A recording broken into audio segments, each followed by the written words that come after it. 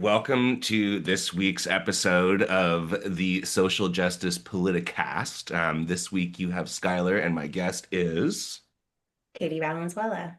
Katie Valenzuela, our former District 4 City Council member, and longtime collaborator and partner of mine specifically. If you Google Skylar Henry Katie Valenzuela, you can get some more info on some of that history. Oh yeah, have fun with that. Anyway, so March is going to be kind of a budget heavy year or month, it's looking like for the city. So I brought Katie on to kind of walk us through some of that info. But before we jump in there, I just kind of want to give you the rundown on how things went last week. Um, City Council ran really long, especially on the police, the violence prevention update, in which a lot of our community members showed out to make comment, which was great.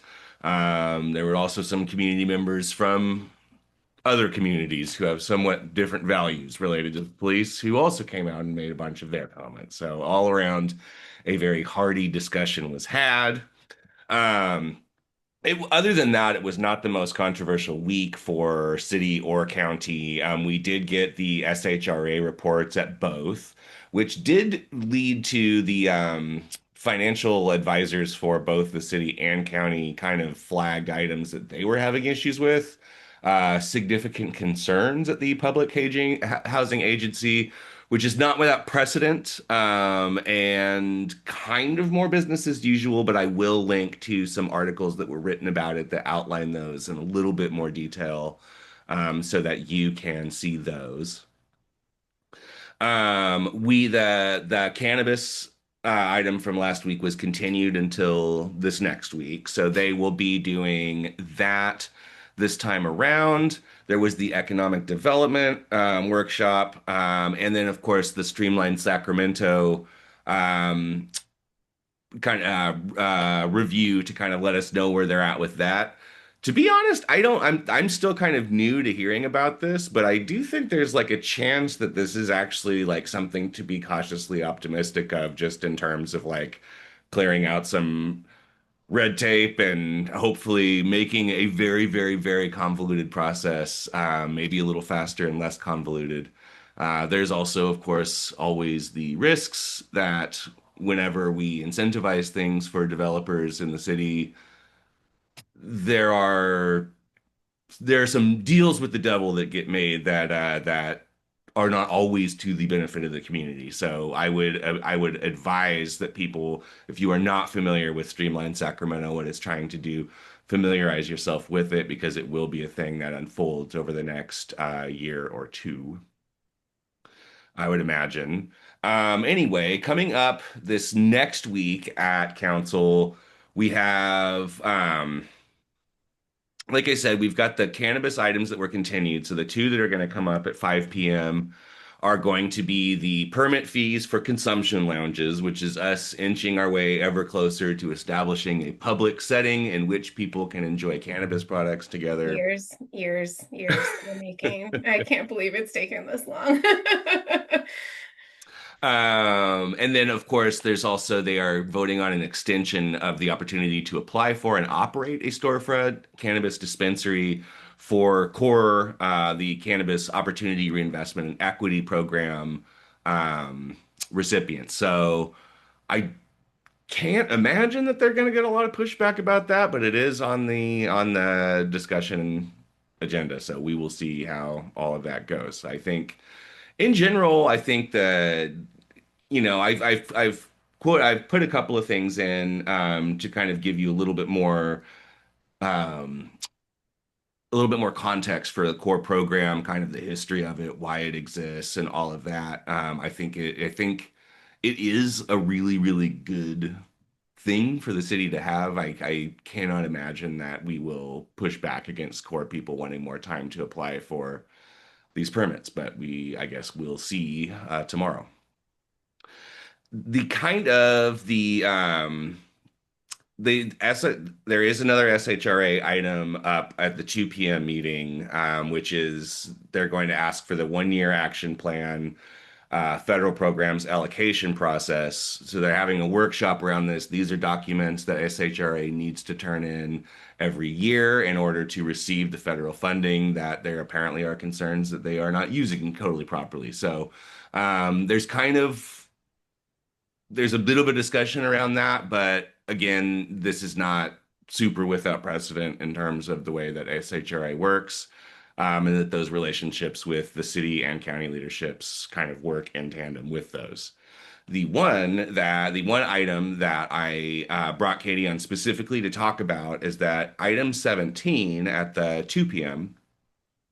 is going to be our early budget work session, budget context and balancing scenarios. So, Katie, can you set the table with what this specific discussion is going to be and then what is going to follow it for the next several weeks? Well, similar to last year, the city of Sacramento staff are flagging what they're calling a structural deficit, which is not like a one-time deficit from a one program funding that got cut. This is an ongoing into the future. We see millions of dollars that are not going to be there that we are projected to spend. So we need to start making reductions now so that we can be in a stable footing as a city moving forward, keep our staff employed, keep delivering services, all of that. So tomorrow's workshop is really about making sure Tuesday's workshop is really about starting to explore with the council what scenarios they're open to, because staff is going to then have to spend these intervening months between now and June when the budget is done implementing these ideas from the council to try to make the budget pencil. So they're presenting different scenarios to the council to really identify what their priorities are so that they can try to construct a budget that they will eventually support. So what you see in the doc is a bunch of proposals for revenue generation and for cuts, and they've tiered these cuts. Tier one, obviously, being like the most likely to happen, all the way down to tier four. And this is one of those things where looking at the big picture is super important because the structural deficit in these budget questions are not new. I am somewhat infamous in the city for having voted against every budget while I was on the city council. And one of the main reasons was that there's an issue with the way the city does our budget and that we don't do what's called like zero-based budgeting. So every year, the departments aren't required to really report on everything that they've done with our money and everything they will do with our money. They're just talking about deltas and minuses, right? Like where are there going to be additions and where are there going to be subtractions and what does that mean? So every year it's additions or subtractions, but we're not always questioning that root money and where it's going and is it being used efficiently, to your point about Streamline Sacramento, and is it aligning with the city council's priorities and what the community needs. So what you see on this is a bunch of additional additions and subtraction ideas, but there are outstanding questions from even last year that has still not been answered. So we had been digging into the police department's budget, for instance. They're the largest recipient of general fund dollars in the city.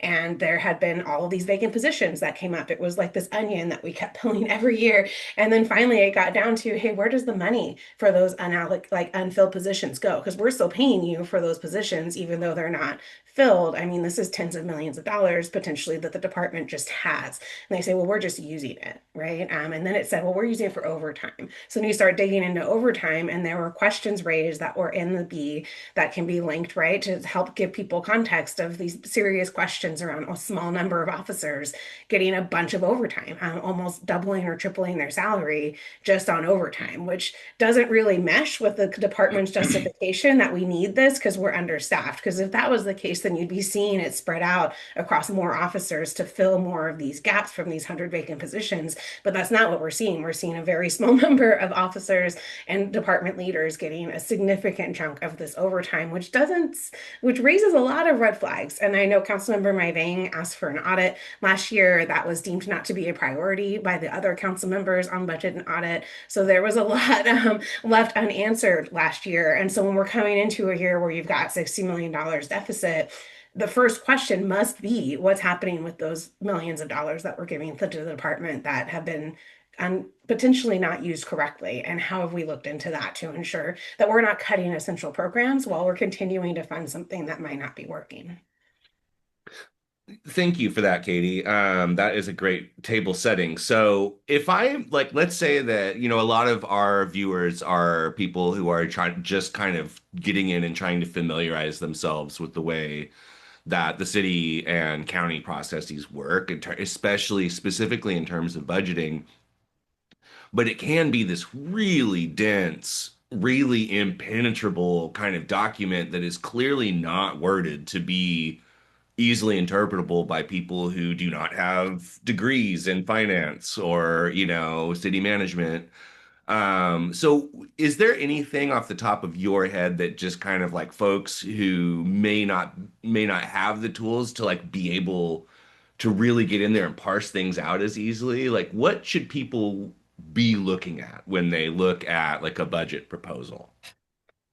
We don't make it easy. And I've always believed that's a little bit intentional since I was a neighborhood organizer 10 years ago. We were asking the city to make the budget process more transparent because it should be easier for you to be able to determine we should be able to account for every dollar that you're giving us. And that's money you're giving us as your tax dollars, right? Like we should be able to tell you here's where every dollar went and here's why we spent it this way and here's what was achieved because of our spending this money so that you understand what these trade-offs are and how decisions are made.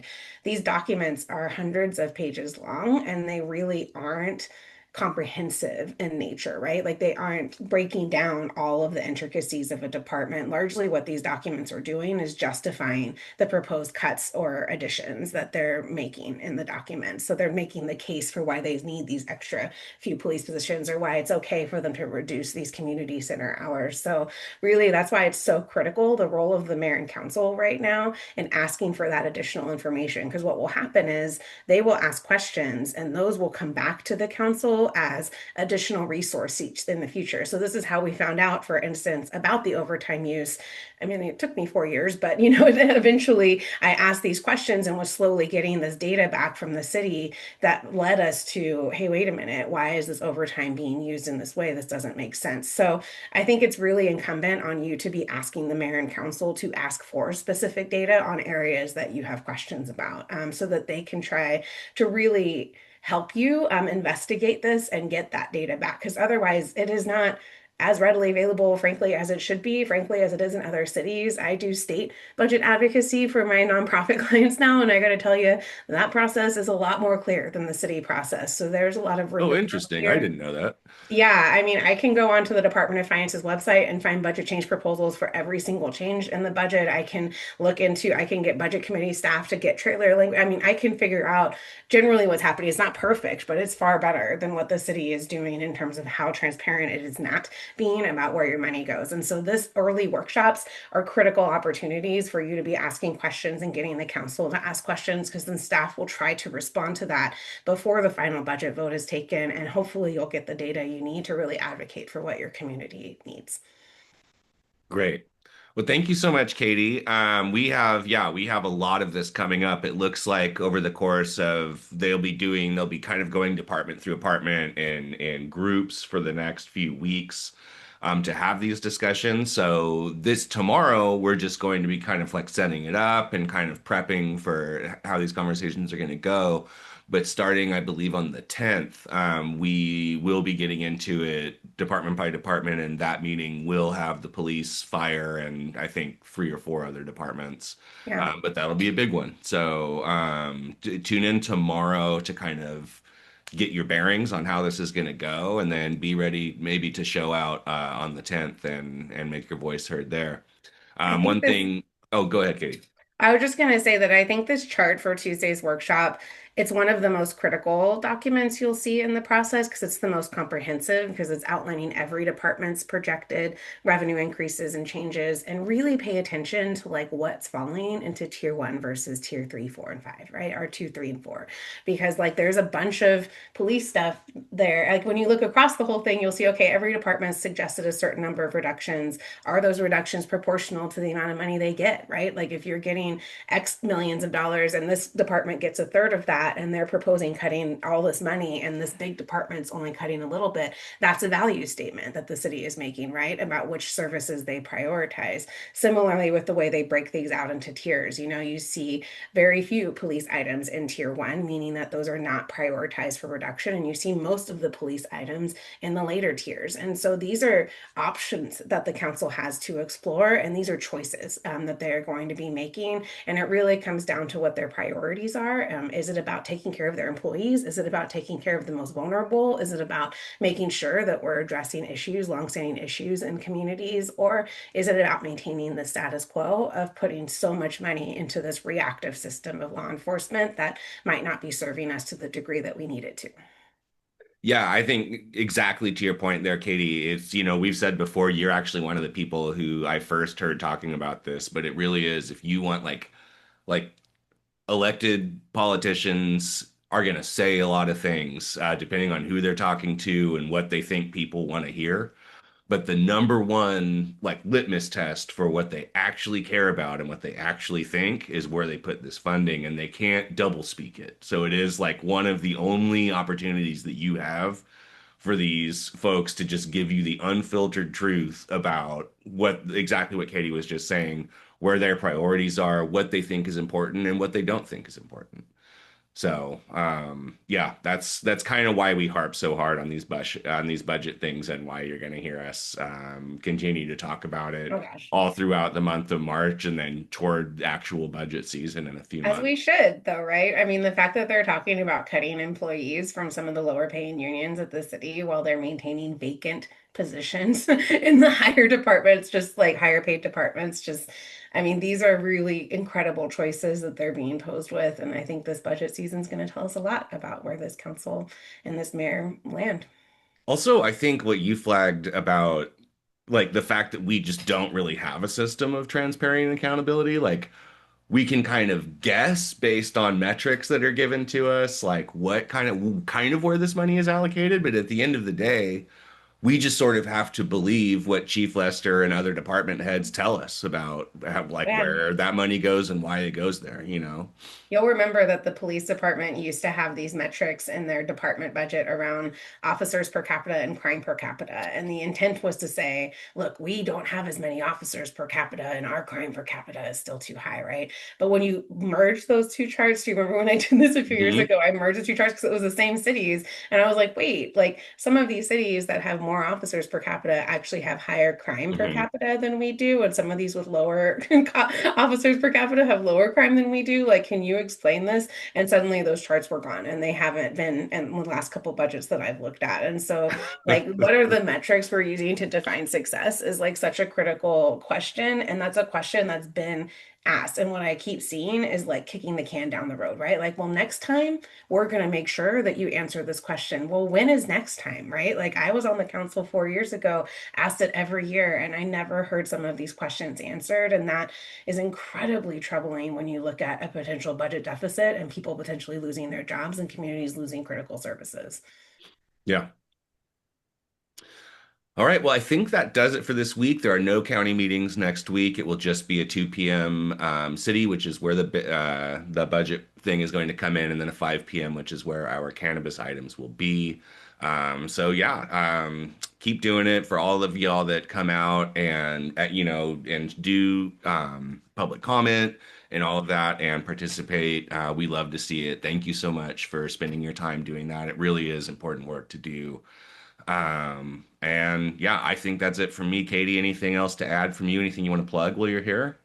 No, just keep showing up. I think the biggest lesson that I've learned is that, when people lose hope, and stop showing up, that's when we really lose, is when people start losing hope. And so the more you show up, the more you amplify these needs, the more other people hear that other people have these concerns. That's really what movement building is about. So keep that pressure up. It's necessary, as much now as it's ever been. And it really makes a difference. It really does.